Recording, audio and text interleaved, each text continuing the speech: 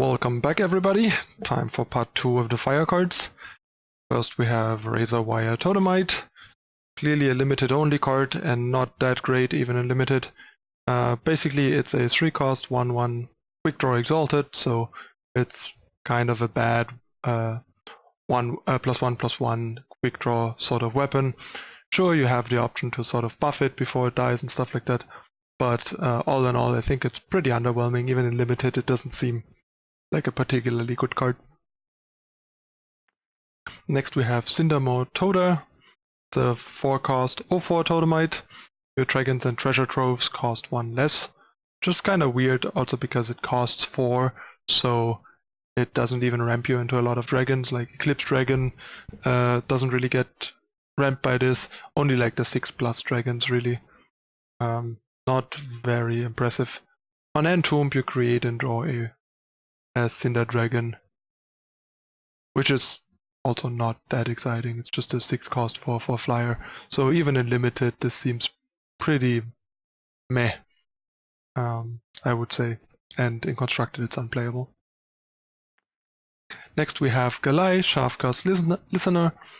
It's a 4-cost 4/1 charge, making it potentially interesting for mono fire, for example. In ranked, however, I'm not sure if it's going to be good enough.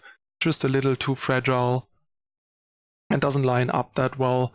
So even with the invoke fire that gives you a 2/1, not sure how much impact this is going to have in ranked. In expedition, however, it seems a lot better. There's no Sandstorm Titan, the overall power level is lower, so if there's like a fire heavy or mono fire aggressive deck, this is certainly going to be a cornerstone of it. Very solid card, but nothing too exciting. In limited, if you can support it, all of these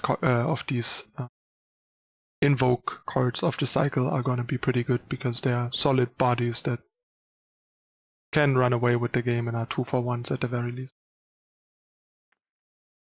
Then we have Harmony of Flame. For 4 power you get +1 power this turn for each of your units. This is clearly aimed at Grenadins, making it only potentially interesting in ranked, I think, because expedition doesn't really have any Grenadins and support for this kind of card that is worthwhile. And you reduce the cost of each spell in your deck by 1, which is a nice bonus, but a bit weird, honestly. So yeah, you need a lot of Grenadins for this to do enough.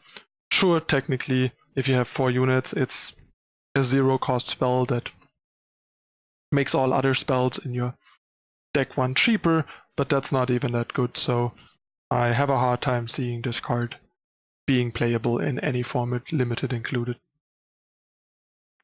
Next we have Relentless Combatant. Yeah, just a limited only card really. The 4-cost 2/3 Berserk with Mastery 8. Another card that benefits a lot from buffs. Like if you can pump it with a combat trick and Berserk, you can get the Mastery in 1 attack, or you can try to get the Mastery before Berserking, for example, but usually you would just end up doing a Berserk attack, playing a combat trick on it, and then are left with a 4/5 Reckless, which is decent and limited. Like if your deck has enough ways to help with the Mastery here, this seems like a solid 4-drop, I would say, for limited. Next we have Total Colony. It's a 4-cost 2/6 Totemite. Mastery 4 gets you 4/01 Totemites in your hand, and then another 2 damage to get to Mastery 6. Means each unit and weapon in your hand gets +4 attack and Overwhelm, turning these Totemites into 4/1 Overwhelms. The Totemites cost 1 power, so they're basically 1-cost 4/1 Overwhelms. Also a pretty good blocker. In ranked this seems very unplayable, and even in expedition I'm not sold on this doing enough. In limited, however, it seems like a pretty nice card, so pretty solid 4-drop for limited. Next we have Warhorn, another limited only card. When the wielder hits the enemy player, you get a 2/2 Oni Grunt, which is a 2/2 for 2. So yeah, you want to put this on evasive units to get random free units. 4 cost for +2/+2 is a bit expensive, but if you can make sure it connects once or multiple times, that can make up for it. So in limited it seems decent in the right deck, especially with a bunch of flyers. Then we have Burning Claw. Officially in limited, this seems really good. A 5 cost 6/5 and fire is pretty good. Comes with a minor upside of when one of your other Oni dies, draw each weapon it was wielding from your void.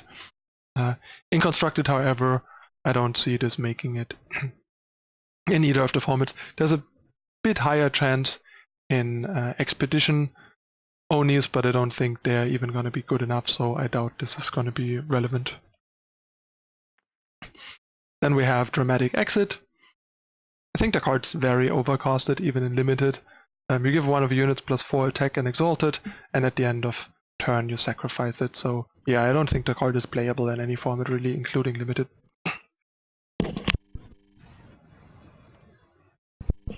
Alright, next we have another Oni that seems once again only playable in limited. It's a 5 cost 4/2 Exalted Overwhelm, and gives you Overwhelm, which means your spells and your relic weapons have Overwhelm. But yeah, even in limited it's not super good because it's very fragile, but the fact that it kind of like transfers its stats on another unit, making a pretty big Overwhelm threat, is probably good enough for limited. So yeah, in limited this will usually make your deck, I think, but that's about it.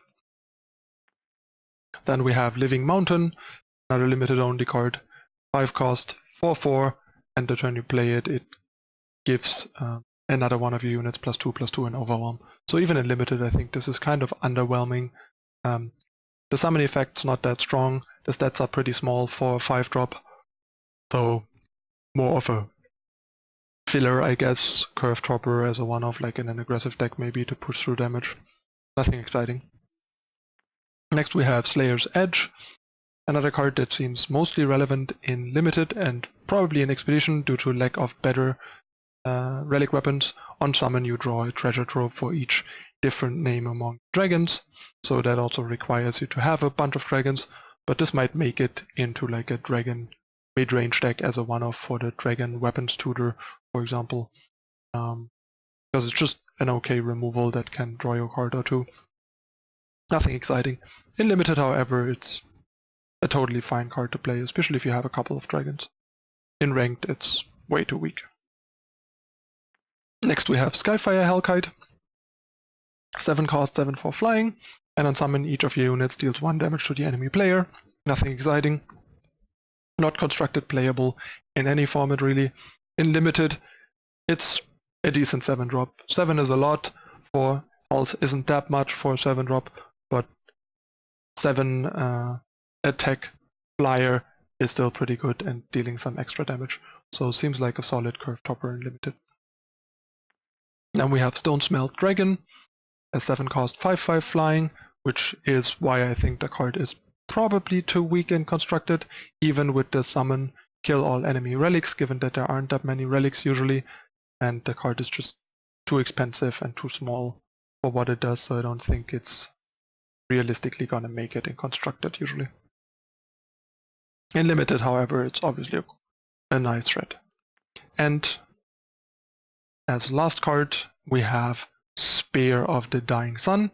It's a 9 cost 10/4 relic weapon, so lots of damage, kind of like the fire take on Sword of the Sky King, although a lot worse since it has such low armor, and yeah, enemy player can't gain health, which is neat, but not something that seems that important on a 9 cost relic weapon. And then if you somehow get to 14, you also get to play a free decimation to deal 10 damage somewhere. But yeah, all in all this card seems pretty bad, pretty unplayable in constructed in both formats I think. And even in limited I would not touch this. 9 power is just way too much. Alright, this concludes the review of all fire cards. As I said, I will get to the multi-faction fire cards down the line at the end with the other multi-faction cards. So I'll see you in the next part of the review, with the time cards. As usual, if you don't want to miss out on the rest of the content and enjoy the content, subscribe down below, turn on the notification icon, hit the like button, share it with your friends, and if you want to further support the content, check the description and consider whitelisting YouTube on your adblock or just turn off the adblock. We creators here on YouTube and on Twitch will thank you, because that's a great way of supporting us for free. Because after all, ads make a huge part of how we sustain ourselves. That's it again for this time. Thanks for watching, everybody. I'm your host ManuS, and I'll see you next time.